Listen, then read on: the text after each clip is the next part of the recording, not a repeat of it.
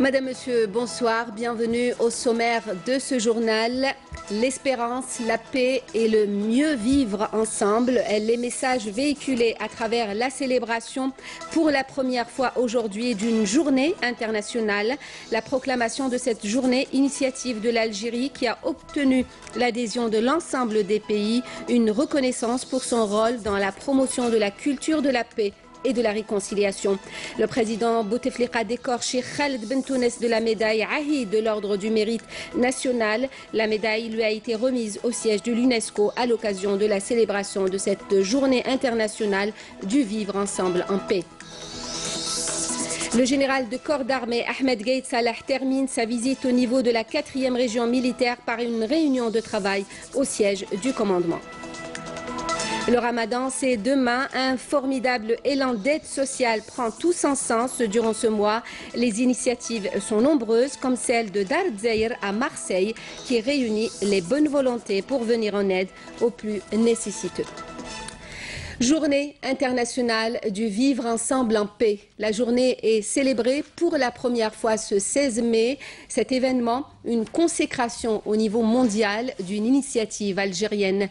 Dans son message à la veille de la célébration de cette journée, le président de la République souligne que cette proclamation traduit la reconnaissance par la communauté internationale des efforts consentis patiemment et avec succès par notre pays en faveur de la promotion de la culture de la paix, du dialogue et de la tolérance. Nejma Harj.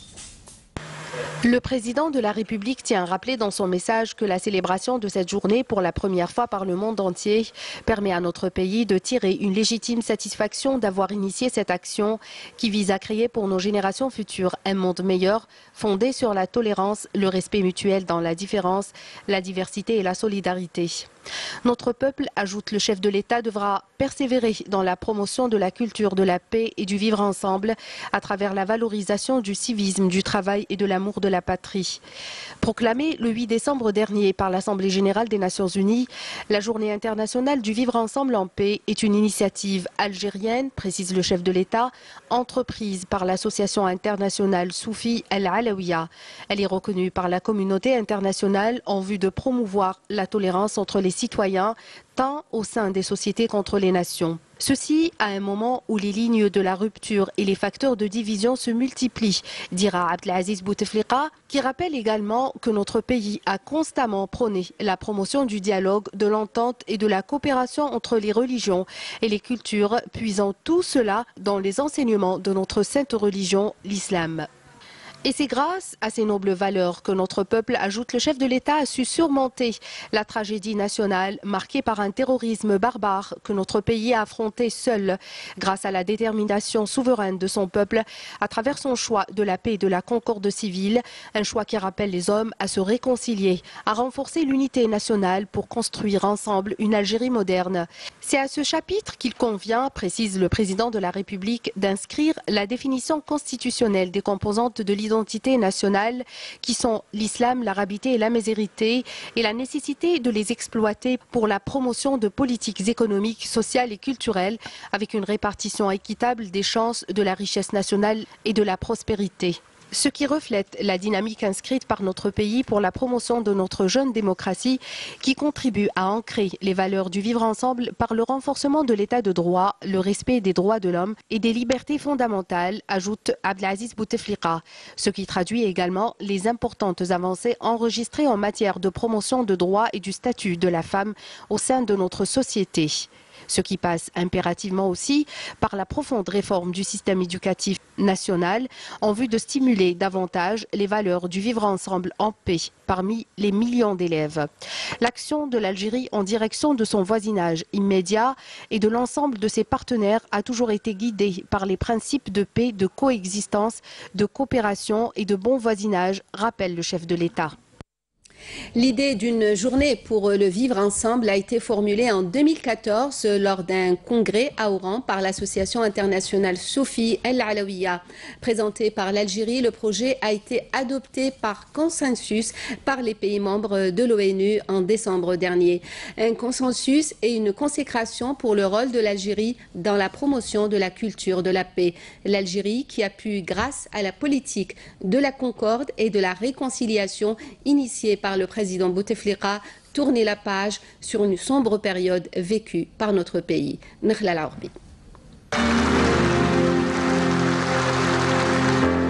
Ce qui a été acclamé ce jour-là au Palais des Nations, ce sont la volonté et les efforts des Algériens pour concrétiser le concept de paix à travers l'application de la charte de la paix et de la réconciliation nationale, dont les piliers ont été instaurés par le président de la République. La participation du chef de l'État à l'instauration de la paix et la stabilité est considérable dans la mesure où le président de la République a su gérer et transcender la pire crise politique et humanitaire qu'a connue l'Algérie dans son histoire contemporaine. D'aucuns se souviendront en effet de la promesse faite au peuple algérien par le chef de l'État d'être un homme de paix. Le président de la République s'était en effet engagé à restaurer la paix et à éteindre les feux de la discorde.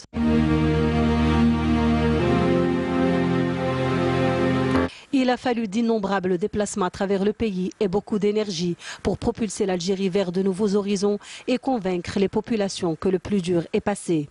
Instaurant par là même une relation de confiance, se traduisant par le plébiscite massif de l'initiative lancée en 2005 sur la réconciliation nationale, à travers un taux d'approbation de 97% qui a donné lieu à la loi éponyme promulguée le 28 février 2006. Une série de lois et de décrets ont vu le jour pour une véritable mise en œuvre de cette charte qui a généré notamment le rétablissement de la paix et de la stabilité dans tout le pays et contribué au renforcement de l'harmonie de la société algérienne. Un cadre légal clairement défini dont les articles énoncent l'amnistie et des mesures sociales pour prémunir le pays de toute ingérence étrangère et d'une éventuelle internationalisation et la libération de nombreux prisonniers, sachant que la plus importante de ces mesures consacre le retour à la paix afin que les Algériens reconquièrent le sentiment de sécurité et qu'ils puissent vaquer en toute sécurité à leurs occupations quotidiennes. La réconciliation nationale a abouti et s'est révélée être un puissant levier pour la reconstruction du pays et de la cohésion nationale. Elle constitue désormais une source d'inspiration pour beaucoup de pays à travers le monde qui ont voulu prendre comme exemple l'initiative du président de la République, ce qui a conduit l'année dernière l'Union africaine réunie à Addis Abeba à désigner Abdelaziz Bouteflika, coordinateur pour l'Afrique dans la lutte contre le terrorisme. 19 ans se sont écoulés depuis que le président de la République a lancé l'idée de la réconciliation nationale qui continue à porter ses fruits. Le président de la République a décoré ce mercredi Cheikh Khaled Ben Tounes, fondateur et président d'honneur de l'association internationale Soufi El Alawiya, de la médaille Ahid de l'Ordre du Mérite national. La médaille lui a été remise au siège de l'UNESCO à Paris au cours de la célébration ce 16 mai pour la première fois de la journée internationale du vivre ensemble en paix. Afef Belhouchet. Une graine qu'il a semée 3 années durant, celle dont il cueille les premiers fruits aujourd'hui. Lui qui est à la tête de la confrérie Soufi Alawiya depuis 43 ans, voit le monde entier célébrer avec lui non pas un message, mais un rêve qu'il fait pour tous les enfants de la terre, celui du vivre ensemble en paix. Imaginons un monde où la différence serait une richesse. Imaginons un monde où l'éducation à la paix serait une priorité. Imaginons un monde où l'humanité construirait son avenir l'un avec l'autre et non pas l'un contre l'autre. Mon premier sentiment, c'est qu'on a fait une longue traversée et que c'est maintenant qu'on commence véritablement le véritable travail. Parce que le vivre ensemble en paix nous oblige aujourd'hui à s'investir davantage, investir dans la paix, investir dans la culture de paix et dans la médiation à tous les niveaux. Le niveau familial, le niveau social et au niveau international. Donc aujourd'hui, l'humanité a pris conscience que nous avons besoin, c'est une nécessité, le dialogue. Il y a assez de sang qui a coulé, il y a assez de violence.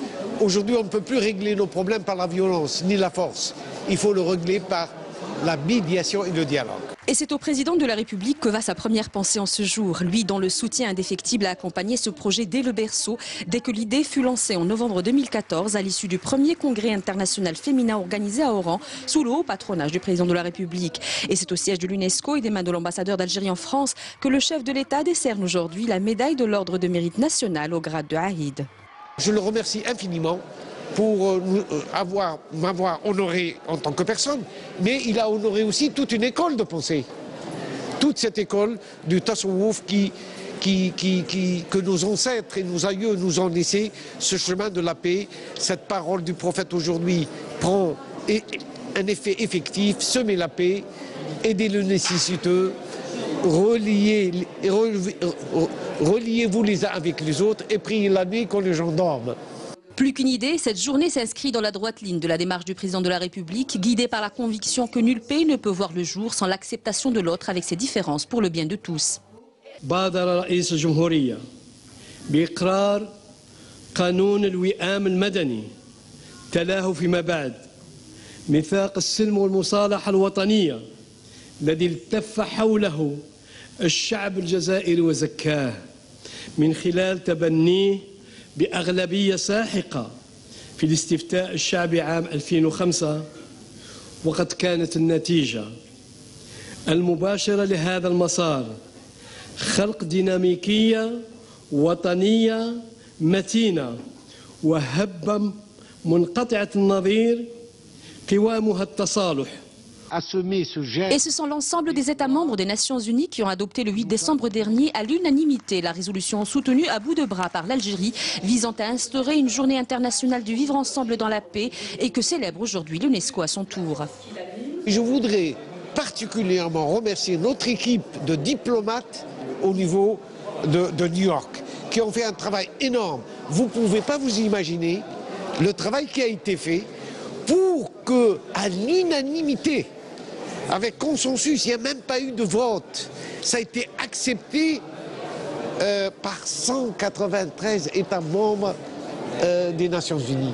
Donc c'est un challenge immense. Et ça, c'est la fierté de tous les Algériens et de tous ceux et celles qui nous ont soutenus dans tous les petits villages d'Algérie, de la Kabylie, dans le sud du pays, en Oranie. Cher Khaled Bentounes, à qui je veux dire devant vous tout mon respect, toute mon admiration pour tout ce qu'il a fait et qu'il a fait aussi à l'UNESCO, car c'est un grand ami aussi de cette maison. Et il est à l'initiative d'un colloque très stimulant qui a eu lieu dans ces murs sur l'islam de paix. Et je veux encore une fois le saluer. Un élan mondial pour la création de la journée... Une idée qui a suscité un comité de soutien à travers le monde qui n'a eu de cesse de sillonner, tel un pèlerin en quête de lumière. Lui, dont l'éducation des enfants est un leitmotiv quotidien, guide spirituel de la confrérie, il est à l'origine de la création en France des scouts musulmans, dont un groupe d'enfants sont venus porter son message avec des mots d'enfants. Le vivre ensemble, pour moi, c'est la paix, l'harmonie, plus de bagarres, la paix dans le monde, que tout le monde se respecte l'un envers l'autre. Je voulais leur dire que le vivre ensemble, c'est bien. C'est pour ça que le Cheikh Khaled Bentounes, il fait ça. Et j'aimerais bien que ça s'accomplisse. Ce moment solennel a pris fin avec un moment de grâce que seule la musique arabo-andalouse peut procurer. Une musique qui véhicule des valeurs communes et qui est un vecteur de rapprochement permanent et de concorde. À Alger, à la PN, une journée d'études sur la journée internationale du vivre ensemble dans la paix proclamée par les Nations Unies à l'initiative de l'Algérie. Une journée qu'a présidé Saïd Bouhadja, le président de l'Assemblée populaire nationale, qui a mis l'accent sur le rôle leader de l'Algérie dans la promotion de la paix et le rôle du président de la République, initiateur de la réconciliation nationale. La ministre de l'Éducation nationale a indiqué aujourd'hui que des instructions avaient été données pour consacrer la culture de la paix chez les générations montantes. L'image que l'Algérie veut promouvoir et transmettre est celle d'un pays qui œuvre pour son développement dans la paix et fier de son histoire millénaire et de ses valeurs spirituelles tout en étant tournée vers l'avenir et la modernité, a précisé Nouria Benrabrit à l'ouverture du séminaire national sur la culture de la paix et du vivre ensemble, selon l'érudit l'émir Abdelkader. Les retombées de la paix dans le développement socio-économique et l'expérience de l'Algérie dans la promotion du dialogue et de la réconciliation. Il en a été question dans l'entretien réalisé par Wassila Bouchareb avec Eric Overvecht, coordonnateur résident des Nations Unies à Alger. Un entretien que vous pourrez suivre juste après ce journal. Je vous propose d'écouter cet extrait. Je pense que c'est surtout le message de paix qui est important. Également, ça valorise l'expérience de l'Algérie qui a vécu la décennie noire et qui a eu un processus de réconciliation qu'il faut, à mon avis, apprécier sa valeur et son importance parce que ça a créé quand même une stabilité du pays et la paix qui a permis aussi un développement durable. Vous savez que dans l'indice de développement humain, qui est un indice qui est utilisé mondialement, un indice sur l'éducation, la santé, l'espérance de vie et qui est un indicateur sur la croissance économique. Alors c'est un indicateur beaucoup plus d'un développement qui va au-delà du développement économique. Cet indicateur ou cet indice est publié chaque année et l'Algérie est classée 83e position et a gagné en fait 24 places depuis l'année 2000. Voilà cet entretien juste après le journal de 19h. Le président de la République, Abdelaziz Bouteflika, a désigné le président du Conseil de la Nation, Abdelkader Ben Salah, pour le représenter au sommet islamique extraordinaire prévu vendredi prochain à Istanbul. Un sommet qui sera consacré aux derniers développements survenus en Palestine. Abdelkader Ben Salah sera accompagné du ministre des Affaires étrangères, Abdelkader Msahel. Abdelkader Msahel qui prendra part demain à la réunion du Conseil de la Ligue arabe au niveau ministériel dans sa session extraordinaire qui se tiendra donc demain dans la capitale égyptienne pour examiner les derniers développements graves dans les territoires palestiniens occupés. Le général de corps d'armée Ahmed Gaïd Salah, vice-ministre de la Défense nationale, chef d'état-major de l'armée nationale populaire, termine sa visite de 5 jours au niveau de la 4e région militaire à Ouargla par une réunion de travail au siège du commandement de cette région. Abdelmajid Bankassi. Au siège du commandement de la région, le général de corps d'armée a observé un moment de recueillement à la mémoire du valeureux shahid Chihani Bachir, dont est baptisé le siège du commandement et a déposé une gerbe de fleurs à sa mémoire devant sa stèle et a récité la Fatiha du Saint-Coran à la mémoire de tous les martyrs de la Révolution. Ensuite, le général de corps d'armée a présidé une réunion de travail avec le commandement, l'état-major de la région, les commandants des unités et les responsables des différents services de sécurité, lors de laquelle il a suivi un exposé global sur la situation générale de la région, présenté par le général-major Abdelrazak Cherif, commandant de la région, avant de prononcer une allocution d'orientation dans laquelle il a exprimé sa grande satisfaction quant au niveau atteint par les corps de bataille des unités de la région, valorisant les efforts consentis par les éléments des unités mobilisées le long de la bande frontalière de la zone de compétence dans la sécurisation du pays contre toutes les menaces et les fléaux, et ce, en étant parfaitement conscient de leurs responsabilités historiques. لقد عملت بل حرصت دوما على تذكير وعلى تأكيد بأن المسؤولية تكليف وليس تشريف. J'ai constamment œuvré, voire veillé à rappeler et insister que la responsabilité n'a jamais été une récompense, mais plutôt un fardeau, signifiant que celui qui en prend la charge à tous les niveaux et dans toutes les positions porte le poids d'un legs pour lequel il sera jugé devant Dieu le Tout-Puissant, mais aussi devant l'histoire. Le général de corps d'armée a souligné que les efforts fournis par les éléments de l'armée nationale populaire sur l'ensemble du territoire national qui découlent de l'importance majeure qu'ils accordent au service de leur armée et de leur nation avec conscience et professionnalisme, sont le témoin indéniable du degré de leur attachement à l'accomplissement du devoir et des impératifs de leur responsabilité. Telles sont les valeurs nobles dont les résultats sont gratifiants.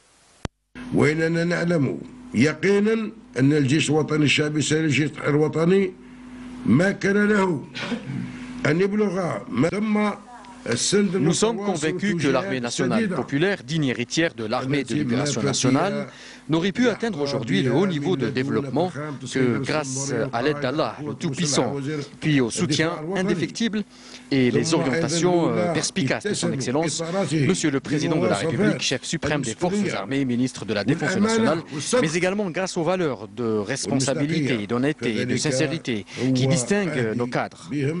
À l'issue de cette rencontre et à la veille du mois sacré du Ramadan, le général de corps d'armée Ahmed Gaïd Salah a présenté ses vœux aux éléments de la région et à travers eux à l'ensemble des personnels de l'armée nationale populaire, à leurs familles et à leurs proches.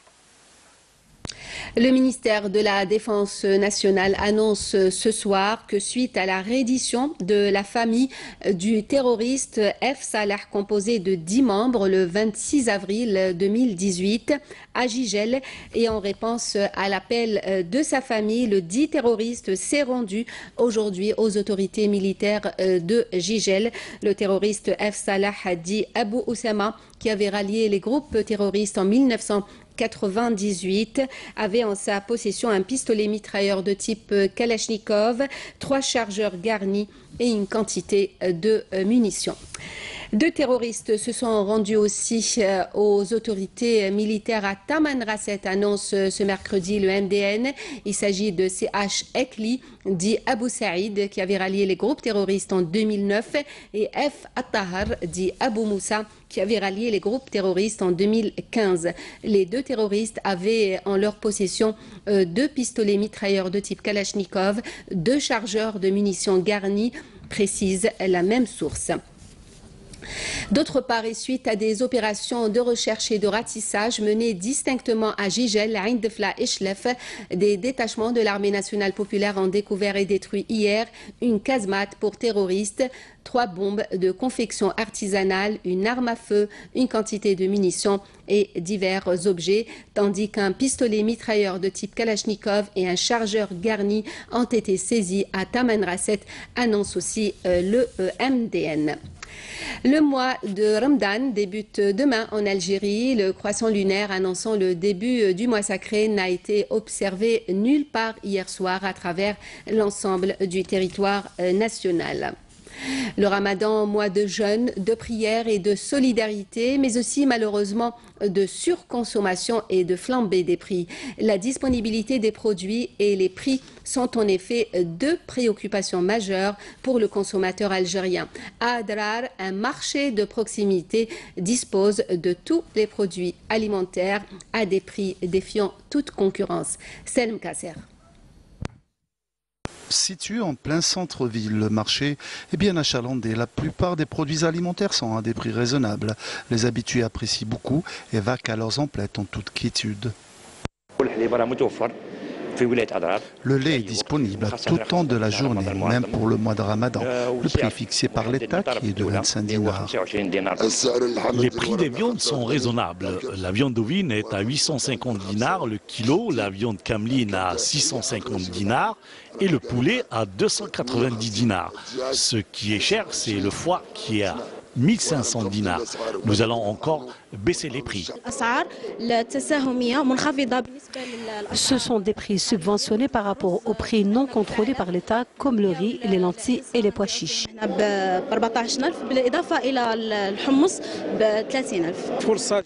C'est une très bonne initiative, ces marchés de proximité.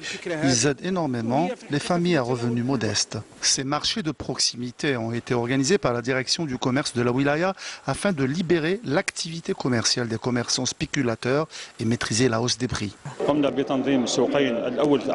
Nous avons établi 2 marchés, un au centre d'Adrar et un à Timimoun, pour assurer la qualité et à pratiquer des prix raisonnables, pour permettre aux citoyens aux revenus modestes de pouvoir acheter les produits alimentaires à des prix concurrentiels.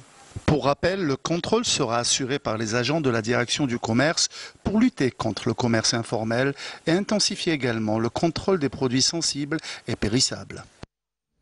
Et à la veille du mois de jeûne, les équipes de contrôle et de la répression des fraudes sont renforcées.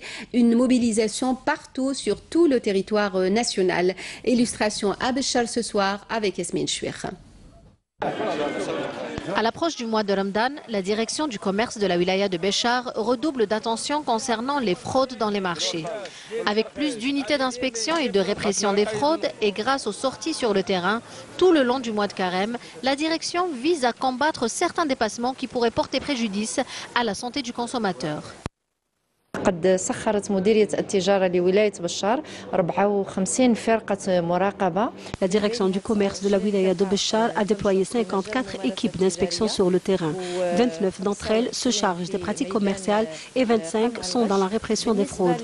Les principaux axes qui nous intéressent en ce mois sont, pour ce qui est des pratiques commerciales, l'affichage des prix, ce qui est réglementé par la loi, ainsi que le respect des prix fixés par l'État concernant certains produits. كذلك احترام الأسعار المقننة في بعض المواد الغذائية. Le travail de ces équipes se focalise principalement sur les produits les plus consommés pendant ce mois, à l'instar des viandes et des fruits et légumes. Elles veillent au respect de la chaîne de froid et des prix affichés. Dans le cas contraire, elles prennent les mesures nécessaires contre les fraudeurs qui profiteraient de ce mois pour faire du gain facile.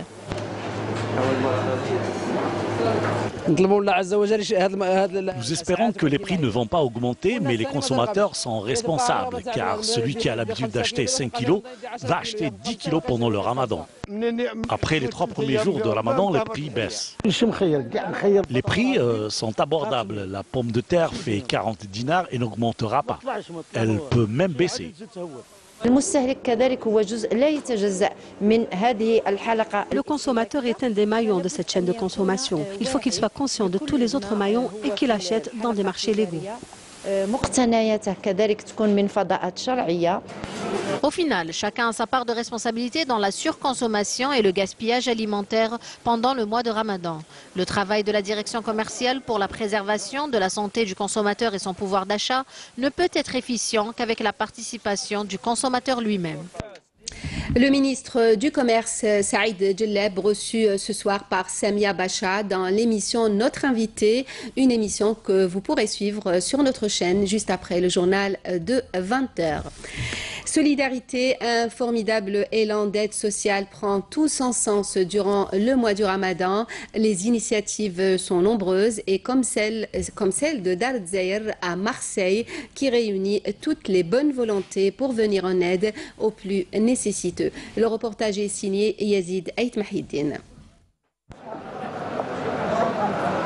Et on s'embarque pour un mois de piété et de miséricorde. Des membres de l'association d'Avignon et d'autres régions du sud de la France se sont donné rendez-vous ici, au siège de l'établissement Dar Zaïr. Objectif, récupérer et distribuer les couffins du Ramadan. On a saisi cette occasion pour organiser Koufat Ramadan, comme on le fait en Algérie, on le fait ici à Marseille. Je tiens à remercier aussi pour tous les gens qui nous ont accompagnés et qui nous ont aidés à réaliser cette opération. On est là, un point de chute, c'est-à-dire Dar Zaïr, c'est aussi Dar toutes les associations, Dar l'Algérie, Jazaïri, c'est-à-dire on est là pour rassembler. J'organise moi aussi le ftour de Ramadan كل عام للناس اللي ما عندهمش وعلى الناس اللي حاجتهم بحوايج ياسر اللي مشحقينهم. شو نقول لكم ان شاء الله صحة رمضانكم. Et là c'est bientôt le Ramadan. On est en train de préparer, de s'organiser pour aider les gens qui sont en difficulté, qui n'ont pas de où aller pour manger. Alors on s'occupe du repas et de toute l'organisation pour tout le mois du Ramadan. هذه الجمعية الحمد لله بها رانا نتبلغوا هذه القفة رمضان الناس اللي جون نيسيسيتو حنا السبب ليهم وحنا تمشوا بالله. السلام عليكم. Je représente pas, c'est-à-dire j'aide une dame pour l'association Bolder. À nous donner un coup de main, la ramener, c'est-à-dire dans le transport comme Saha Ramadan comme au Kul. Merci beaucoup. Les bénévoles de Dar Zaïr ont élaboré tout un programme pour le mois sacré du Ramadan. Une préparation minutieuse qui a impliqué la contribution d'âmes charitables, le coufin du Ramadan Tout un symbole de solidarité.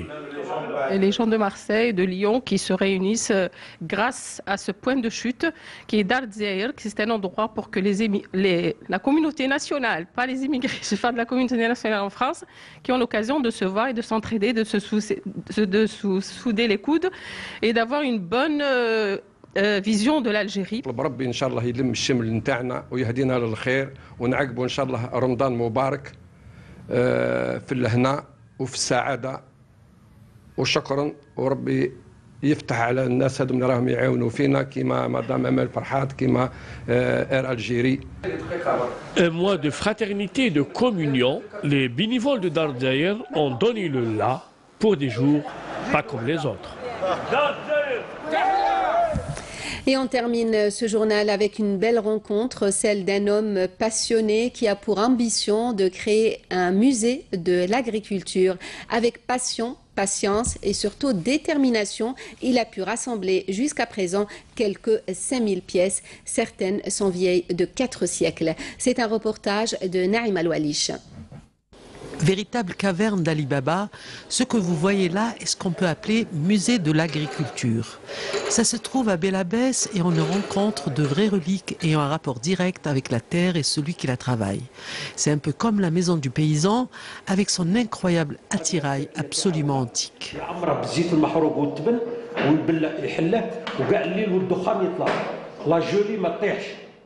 Très jeune, j'ai commencé les collections, j'étais collectionneur de cartes postales et de timbres et de tout matériel. J'ai commencé un petit peu à collectionner le matériel agricole. Et c'est à partir de là, à peu près en 2008, que ça a commencé, le musée commençait à fonctionner. Mais le problème qui se pose actuellement, les gens ne sont pas sensibilisés pour faire des donations au musée. Donc il a fallu que j'achète du matériel et j'ai commencé à faire les brocantes. On ne peut pas parler de musée, sérieusement on ne peut pas parler de musée.